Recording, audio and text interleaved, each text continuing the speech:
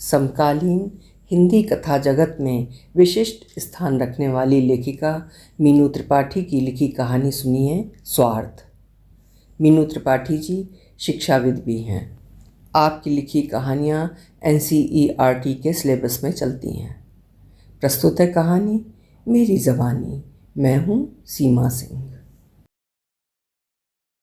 Mummy, मुझे उधर बैठना है। ट्रेन के AC 2 टियर डिब्बे में बैठे 5 साल के नन्हे रेयांश ने सामने वाली सीट की खिड़की की ओर इशारा किया। सुधा कुछ कहती या उसे मना करती या दबोच कर अपने पास बैठाती। सामने खिड़की के पास बैठे बुजुर्ग ने प्यार से उसे अपने पास बुलाकर बैठा लिया। अच्छा, आप दादाजी को तंग मत करना, वरना वो TT अंकल को बुला लेंगे। सुधा ने बुजुर्ग की उम्र के हिसाब से संबोधन तय करते हुए रेयांश को प्यार भरी धमकी दी तो बुजुर्ग मुस्कुरा पड़े। उन्हें मुस्कुराते देख रेयांश खुश हो गया और अपनी भूली बातों से उनका मन बहलाने लगा। जल्दी ही राहुल और सुधा ने बुजुर्ग से परिचय बढ़ा लिया और बातचीत करते हुए उनके बारे में कुछ सामान्य सी जानकारी जुटा ली। मसलन वो अपनी बेटी के घर जा रहे हैं। 2 दिन पहले ही उनकी बेटी को पुत्री रत्न की प्राप्ति हुई है। बुजुर्ग का नाम फराज है और वाइफ सायरा, जो कि साइड बर्थ पर लेटी थी, उन्हें साइटिका की दिक्कत है आदि। कुछ ही देर में जहां राहुल और फराज साहब समाज, व्यवसाय, राजनीति की चर्चा में मशगूल हो गए, वहीं उनकी वाइफ और सुधा परिवार, मौसम, बीमारी जैसी बातों की चर्चा में व्यस्त हो चुकी थी। बातों का कारवां सफ़र के साथ बढ़ता रहा। समय भी अच्छा कटने लगा। इसी बीच रेयांश की शरारतें जारी रहीं, जिसे मिस्टर फराज और उनकी वाइफ हंसकर सहते रहे। हालांकि ठसाठस भरी ट्रेन में रेयांश की शरारतों को लेकर सुधा असहज थी और लगातार उसे टोक रही थी, पर पहली बार उसकी सीट रिजर्व हुई थी, जिसे लेकर वो बहुत उत्साहित था और पूरे कूपे का राजा बन बैठा था। उत्साह में वो कभी ऊपर की सीट पर चढ़ता तो कभी झूला सा झूलते नीचे चला आता। आप इतनी शैतानी करोगे तो TT अंकल आपकी सीट किसी और को दे देंगे। ये कहकर राहुल कुछ देर की शांति का जुगाड़ कर लेता, पर कुछ देर बाद उसकी शैतानियाँ बदस्तूर जारी हो जाती। ऐसे में फराज साहब का उन्हें तसल्ली बख्शना, बच्चे बदमाशियाँ नहीं करेंगे तो क्या हम और आप करेंगे? सच कहें तो बच्चे साथ में हों तो सफ़र कटने का पता ही नहीं लगता, मन को छू जाता। भीड़ होने के बावजूद सफ़र आराम से कट रहा था। बातों ही बातों में बदलाव की चर्चा हुई तो 20-30 साल पहले के सफ़र की चर्चा निकल पड़ी। मिस्टर फराज बताने लगे, आज से 20-30 साल पहले मैं राजकोट से अहमदाबाद डेली अप डाउन करता था। यकीन मानिए साहब, 1.5 घंटे के सफ़र में दुनिया जहान की खबरें मिल जाया करती थी। आजकल वैसा नहीं है, कोई किसी से बात करता नज़र नहीं आता। आजकल ज़रूरत किसे है, सब कुछ मोबाइल अपडेट से पता चलता है। सुधा कह रही थी, बीते समय की बात ही अलग थी, अब सब अपने आप में गुम है। अपने आप में नहीं, अपने स्मार्टफोन में गुम है। राहुल ने मजाक का रस खोला तो फराज साहब की वाइफ ने भी हाँ में हाँ मिलाई। ये बात बिल्कुल सही है, कोई किसी से बोलना चालना पसंद ही नहीं करता। जिसे देखो हाथ में मोबाइल या गोद में लैपटॉप, फिल्में देख रहे हैं, नहीं तो गेम खेल रहे होंगे। आप ही हंस देते हैं, आप ही बोलने लगते हैं। एक दूसरे के ख्याल की तो बात ही ना पूछिए। पहले लोग बाग बूढ़े बुजुर्ग और औरतों की इज्जत करते थे, दिक्कत परेशानी में निभा लेते थे। अब देखिए, मजाल है कोई हिलने की भी जहमत करे। कौन खड़ा है कौन बैठा है कोई मतलब ही नहीं, सामने से कौन निकल जाए कोई खबर ही नहीं। बस नीचे मुंह किए मोबाइल को ही ताका करते हैं। आज की जनरेशन बस अपने तक सिमटी है, किसी से कोई मतलब नहीं है उनको। सुधा सहमति जता ही रही थी कि तभी एक 20-22 साल का लड़का अपनी सीट को ढूंढते हुए आता दिखा। सीट नंबर पढ़कर वो मिस्टर फराज की सीट के पास आकर चेहरे पर बड़ा सा प्रश्न किए खड़ा हो गया। गले में लटका हेडफोन, हाथों में स्मार्टफोन और पीठ पर रक्सैक लटकाए आज की पीढ़ी की नुमाइंदगी करते उस लड़के को देखकर जाने क्यों सुधा के साथ मिस्टर फराज की वाइफ के चेहरे पर भी उपहास मिश्रित रेखा आई। शायद इसलिए भी कि अभी अभी कुछ ऐसी ही पीढ़ी को सब डिस्कस कर रहे थे। बिना बोले रस्सैक को सीट के नीचे सरका कर वो खड़ा हुआ तो मिस्टर फराज चेहरे पर तनाव लिए अपनी जगह से थोड़ा खिसक कर किनारे आ गए। ये आपकी सीट है? उसके बैठने के साथ ही मिस्टर फराज ने पूछा। तो उसने हाँ में सिर हिलाया। तो सुधा और राहुल ने भी एक दूसरे को कुछ चौंक कर देखा। साइड बर्थ पर आराम से लेटी उनकी वाइफ कुछ चिंता के साथ बैठ चुकी थी। सुधा ने सामने वाली सीट की ओर इशारा करते हुए मिस्टर फराज से पूछा, ये आपकी सीट नहीं है क्या? वे बेचारगी से बोले, हमारी साइड लोअर है एक और दूसरी वेटिंग थी। एक सीट कंफर्म हुई पर दूसरी। उनके चेहरे की निराशा बता रही थी कि दूसरी कंफर्म नहीं हुई है। सुधा और राहुल समझ गए कि सामने वाली जिस सीट को वो मिस्टर फराज की समझ रहे थे वो वास्तव में उनकी थी ही नहीं। सुनो, ये तो यंग लड़का है, इसे ऊपर वाली सीट पर जाने को कह देना, मैं और रेयांश नीचे लेट जाएंगे। सुधा फुसफुसाई तो राहुल ने देखते हैं कहकर टाल दिया। माहौल में एक अनचाहा सा मौन व्याप्त हो गया। कुछ देर में टीटी आया तो मिस्टर फराज की एक सीट और दिलवाने की गुजारिश पर वो अति व्यस्त और गंभीर मुद्रा में बिना उनकी ओर देखे, आज बहुत रश है, कहते हुए आगे बढ़ गया। देखिए, शायद कुछ हो जाए। मिस्टर फराज ने उम्मीद नहीं छोड़ी तो वो हल्का सा मुड़ा। चश्मा नाक पर अटकाए उन पर सरसरी नज़र डालकर वो बोला, एक बर्थ आपको मिल गई वही बहुत है। इस अपर बर्थ पर कोई नहीं आया तो ही कुछ हो सकता है। मिस्टर फराज कुछ मायूस से हो गए तो उनकी वाइफ ने तसल्ली बख्शी, चलो रात तो काटनी ही है, देखा जाएगा। यकायक अजनबियत सी छा गई थी। कुछ देर पहले वाली सहजता और हल्की फुल्की खुशनुमा बातों की जगह पसरे सन्नाटे में सब अपने में गुम हो गए। सुधा ने खिड़की के बाहर देखना शुरू कर दिया था और राहुल ने अखबार उठा लिया। रात को 8:30 बजे साइड अपर बर्थ पर अधेड़ उम्र का यात्री आया तो मिस्टर फराज को सीट मिलने की बची खुची उम्मीद भी खत्म हो गई। एक दो बार वो टीटी की तलाश में निकले, पर जब वापस आते तो उनकी शक्ल ही बता देती कि निराशा ही हाथ लगी है। रात को खाना खाने का समय हुआ तो उस लड़के ने भी एक पैकेट निकाल लिया। चमकीले रैपर में बर्गर जैसा कुछ था। खाते समय उसने हेडफोन निकाल कर रख दिए थे। अंतिम कौर तक उसने आभास तक नहीं होने दिया कि आखिरकार उसने खाया क्या। रैपर फेंकने पे जब वो वॉशरूम की ओर गया तो सुधा ने राहुल को इशारा किया। जब वो लड़का वापस आया तो राहुल याचक भाव से बोला, क्या आप नीचे वाली सीट को एक्सचेंज कर सकते हैं? बिना बिछी सीट पर तकिया रखता वो नौजवान पहले तो चौंका, फिर मुंह से निकला, क्यों? उसके अप्रत्याशित के ऊपर सुधा और राहुल भी चौंक पड़े। सुधा अटपटाहट के साथ बोली, दरअसल मेरा छोटा बच्चा है, ऊपर की सीट सुरक्षित नहीं है, कहीं गिर ना जाए इसलिए। ये नीचे वाली आपकी नहीं है क्या? उसने सामने की ओर इशारा किया तो राहुल बोला, हाँ है, पर उसमें ये लेटेंगी और आपकी वाली में बेटा लेट जाएगा। चेहरे पर टिकी उम्मीद भरी नज़रों से वो लड़का कुछ असहज होता हुआ फिर अनमनेपन से उसने एक सरसरी निगाह ऊपर डाली और बोला, आंटी, वैसे उसमें सपोर्ट है, गिरने के कोई चांसेस नहीं हैं, आप निश्चिंत रहिए। फिर भी आपको डर है तो आप ऊपर वाली सीट ले लीजिए, नीचे इसे लेटा दीजिए। उसके मशवरे पर राहुल और सुधा के चेहरे पर अविश्वास और नाराज़गी के भाव आए और वो बेखबर इत्मीनान से अपनी चादर को बेतरतीबी से बिछाने लगा। न केवल सुधा और राहुल बल्कि मिस्टर फराज, उनकी वाइफ और साइड अपर बर्थ पर बैठा यात्री भी उसके इस अक्खड़पन से दंग रह गए। कुछ पल के लिए कूपे में मौन के साथ तनाव भी घुल गया। वातावरण में पसरी असहजता से बेखबर वो लड़का आराम से खिड़की के पास बैठकर अपने स्मार्टफोन में व्यस्त हो गया। कानों में हेडफोन लगाए दीन दुनिया से बेपरवाह वो ये भी नहीं जानना चाहता था कि सब उसके बारे में क्या राय रखते हैं। क्या होगा आज की पीढ़ी का? मिस्टर फराज की वाइफ गहरी सांस लेकर छोड़ते हुए बोली तो मिस्टर फराज भी, जरा सी तमीज़ नहीं है, कौन खड़ा है कौन बैठा, औरत बच्चे बूढ़े बुजुर्ग किसी की परवाह नहीं है।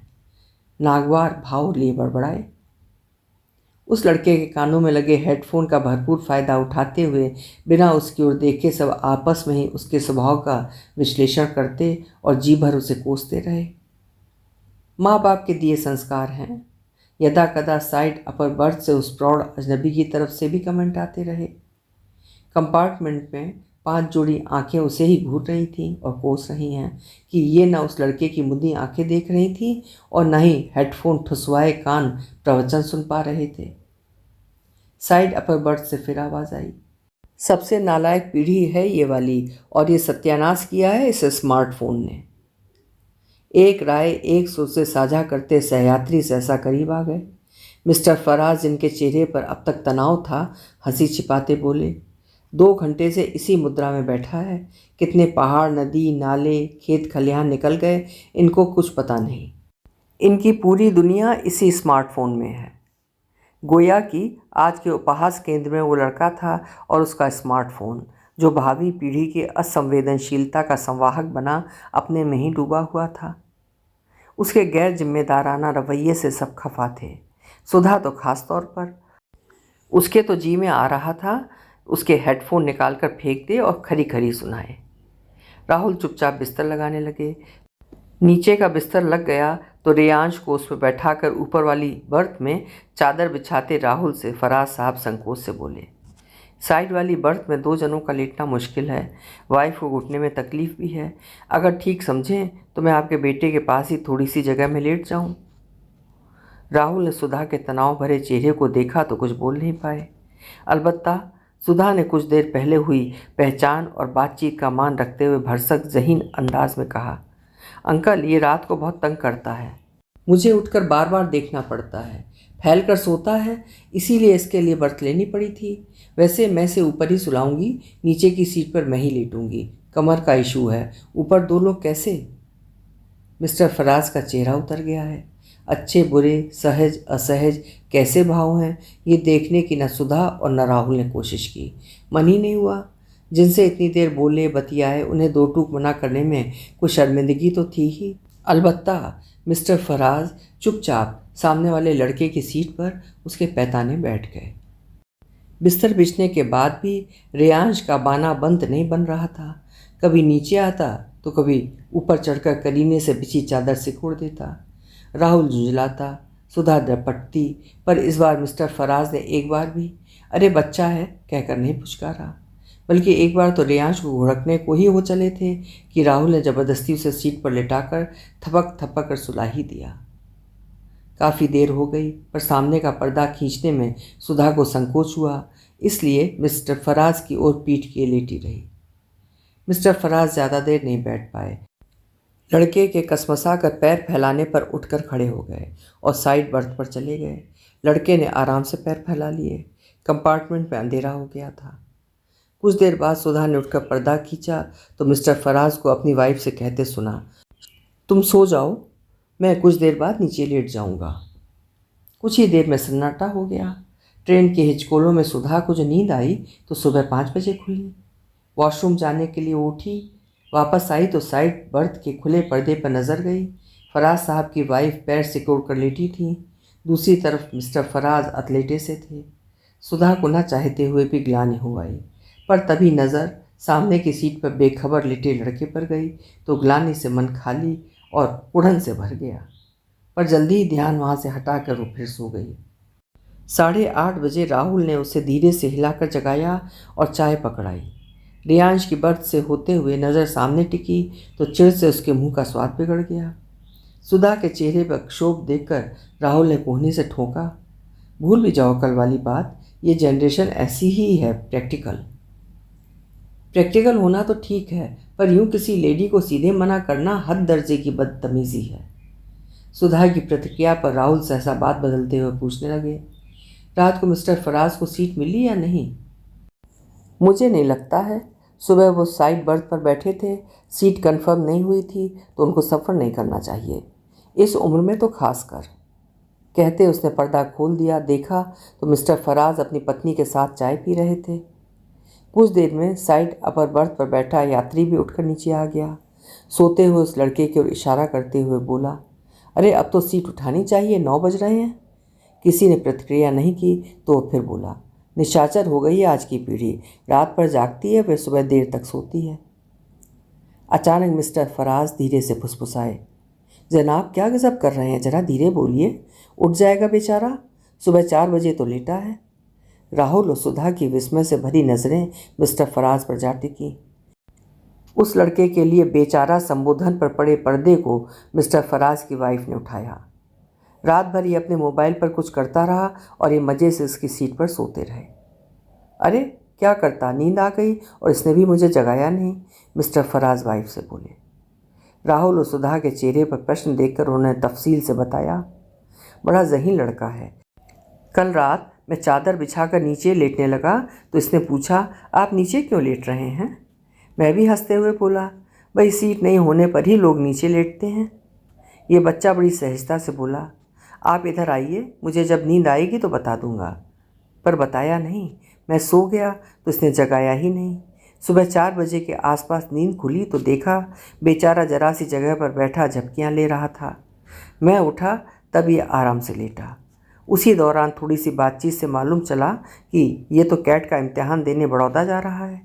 मानव नाम है इसका। कल रात से हेडफोन पर गाने नहीं, अपने होने वाले इम्तिहान के लेसन सुन रहा था। स्मार्टफोन पर कोई फिल्म नहीं बल्कि नोट्स थे। दुआ करूँगा कि ये अपने इम्तिहान में सफल हो। ओह, तो सुबह 5 बजे मिस्टर फराज अपनी नींद पूरी करके अपनी पत्नी की सीट पर बैठे थे। वस्तु स्थित समझते ही वो राहुल के कान में फुसफुसाई, चलो आज की जनरेशन के रात देर तक जागने का फ़ायदा इन्हें मिला। देर रात तक जागने का नहीं, उसकी नेक नियति का फ़ायदा मिला है। राहुल की प्रतिक्रिया पर वो झेप गई और खिड़की के बाहर देखने लगी। सुधा की नज़र खिड़की के बाहर जरूर थी, पर वो झांक अपने मन में रही थी। उस लड़के की सीट पर उस लड़के का ही हक था। उसने उसे देने से मना किया तो उसने भी तो मिस्टर फराज को मना किया था। इधर फराज साहब भी सुधा की तरह अपने मन में झांक रहे थे। सीट आरक्षित ना होने पर जरूर से ज़्यादा जुमा और व्यवहार की मिठास उनका अपना स्वार्थ था, क्योंकि 5 साल के बच्चे की सीट में जगह मिल जाने की संभावना उनको दिख रही थी। इसीलिए बच्चे की शरारतें मुस्कुरा कर सही गईं। पर जब सीट मिलने की उम्मीद खत्म हुई तो बच्चे के प्रति सदाशयता भी खत्म हो गई। 100 बात की एक बात, सभी अपने स्वार्थ सिद्ध के जोड़ तोड़ में लगे थे, क्योंकि वे उम्र के लिहाज से परिपक्व थे। उम्र और पीढ़ी के आधार पर संस्कारों और संवेदनाओं का बंटवारा निसंदेह गलत था। पुरानी पीढ़ी पुराने रंग रूप में शुद्ध और विश्वास की नज़र से परखी जाए और नई पीढ़ी बदले रूप रंग के कारण अशुद्ध और संदेह भरी दृष्टि का सामना करे, ये मानसिकता संकीर्ण थी। माहौल में मौन पसरा था और वो लड़का सो रहा था। सहसा मिस्टर फराज ने बेचैनी से कलाई घड़ी पर नज़र डाली। जिस स्टेशन पर उस लड़के को, जिसका नाम अभी अभी पता चला, मानव, उतरना था, वो बस आने ही वाला था। वो उसे जगाते उससे पहले मानव के मोबाइल पर सेट अलार्म बज उठा और वो हड़बड़ा कर उठ बैठा। इधर उधर देख कर उसने चार्जर, मोबाइल संभाल कर रख लिए, बिखर आए बालों को हाथ से ही संवारा, जूते पहनकर उसने रक्सेक को बाहर खींच लिया। इसके पहले के हेडफोन कानों में लगते मिस्टर फराज बोले, मानव बेटे, कल रात के लिए थैंक्स। उसी समय सुधा के मुंह से भी निकला, ऑल द बेस्ट मानव। बहुत हल्का सा मुस्कुरा कर उसने धीरे से गर्दन झुकाकर गले में हेडफोन डाले, अपना रक्सेक पीठ पर लादे ट्रेन से उतर गया और छोड़ गया सदैव याद रखने वाला एक किस्सा। सिखा गया सबक, जो जैसा दिखता है वो वैसा ही निकले जरूरी नहीं। अभी आप सुन रहे थे एक बहुत ही खूबसूरत सी कहानी स्वार्थ, जिसे लिखा था मीनू त्रिपाठी जी ने। उम्मीद है कहानी आपको ज़रूर पसंद आई होगी और कभी ना कभी ट्रेन के सफ़र में आप भी इस तरह की स्थितियों से रूबरू हुए होंगे। कल फिर मिलेंगे। हिंदी की श्रेष्ठ कहानियाँ सुनते रहने के लिए मेरे चैनल्स को सब्सक्राइब करना ना भूलिएगा। लाइक करिएगा और शेयर भी करिएगा। मेरे चैनल को विस्तार देने में मेरी मदद करिए। बहुत बहुत धन्यवाद।